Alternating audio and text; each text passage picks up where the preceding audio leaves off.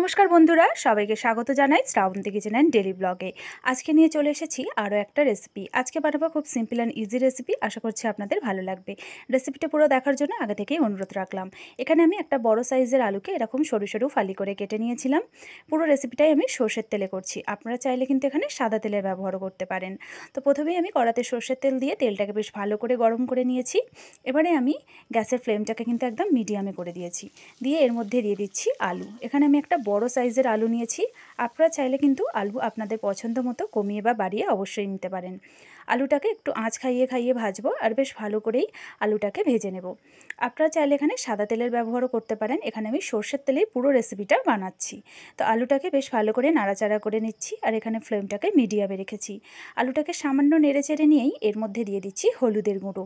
হলুদ গুঁড়ো দিয়ে আবারও বেশ ভালো করে নাড়াচাড়া করে আলুটাকে আমি ভেজে নেব।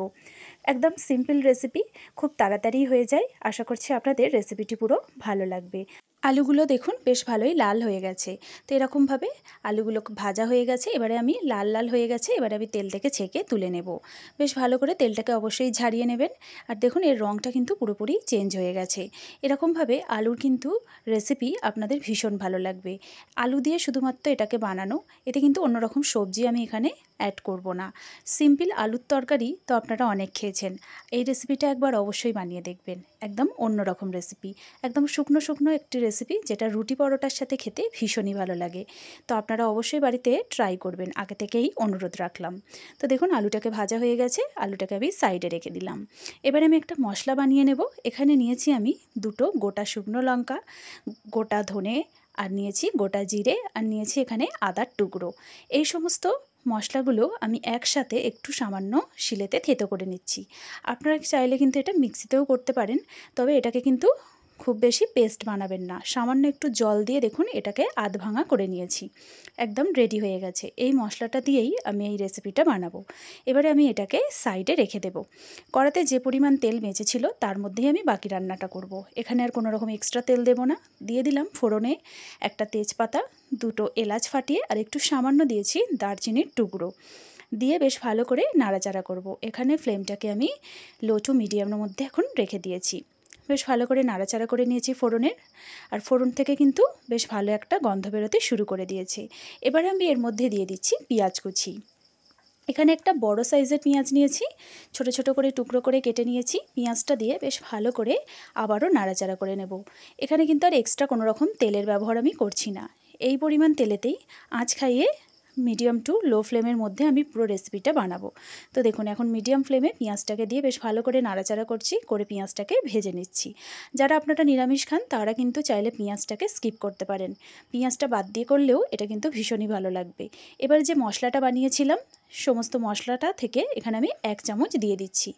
এর থেকে বেশি আর দরকার নেই। আমি যে পরিমাণ আলু নিয়েছি সেই অনুযায়ী এখানে আমি 1 চামচ মশলা নিয়ে নিলাম। এবারে বেশ ভালো করে মশলাটাকে নাড়াচাড়া করে মশলাটাকে কষিয়ে নিচ্ছি। তেলের মধ্যেই মশলাটাকে ভাজছি। এখানে কিন্তু এখন আমি কোনো রকম জলের ব্যবহার করব না। বেশ ভালো করে পেঁয়াজের সাথে মশলাটাকে মিক্স করে ভেজে নিচ্ছি। এবারে আমি এর মধ্যে দিয়ে দেব গ্রেট করা টমেটো। আপনারা চাইলে কিন্তু এখানে টমেটো পিউরিও ব্যবহার করতে পারেন। এখানে আমি দুটো টমেটোকে গ্রেট করে নিয়েছি।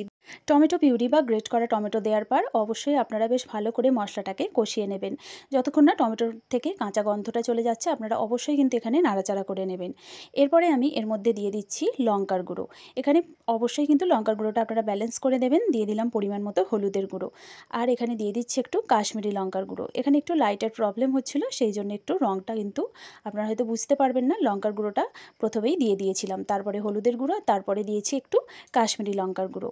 দিয়ে বেশ ভালো করে একটু নাড়াচাড়া করে নিয়েছি। নিয়ে দিয়ে দিচ্ছি এতে একটু সামান্য পরিমাণে জল দিয়ে বেশ ভালো করে মশলাটাকে নাড়াচাড়া করে মশলাটাকে কষিয়ে নেব। এখন আমি ফ্লেমটা অবশ্যই কিন্তু লো টু মিডিয়ামেই রেখেছি। হাই ফ্লেমে দেবেন না, তাহলে কিন্তু মশলা পুড়ে যেতে পারে। বেশ ভালো করে নাড়াচাড়া করে মশলাটাকে কষিয়ে নিতে হবে। এখানে কিন্তু একটু সময় আপনারা অবশ্যই দেবেন, নাহলে কিন্তু একটু কাঁচা কাঁচা থেকে গেলে রেসিপিটা একটুও ভালো লাগবে না। তো দেখুন বেশ ভালো করে নাড়াচাড়া করে নিয়েছি, আর এর রঙটাও কিন্তু বেশ ভালোই এসেছে। এবারে আমি এর মধ্যে দিয়ে দিচ্ছি আরও একটু জল। জল দিয়ে এখানে আমি একেবারে গ্রেভিটাকে রেডি করে নেব।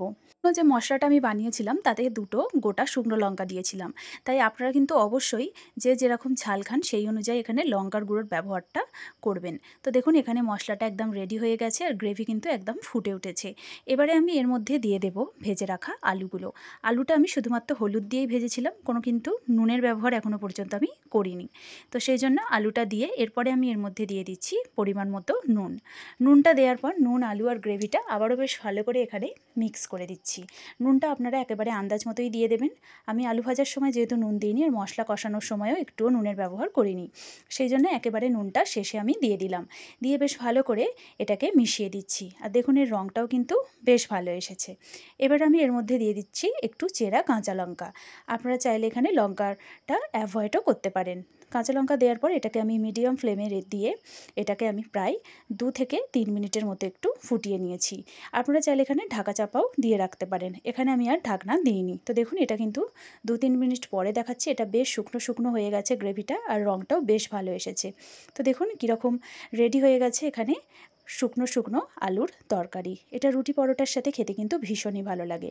তো দেখুন এটাকে নাড়াচাড়া করে নিলাম। এবারে আমি ওপর থেকে দিয়ে দেব এতে সামান্য একটু গরম মশলার গুঁড়ো, আর দিয়ে দেবো এতে একটু সামান্য ধনেপাতা কুচি।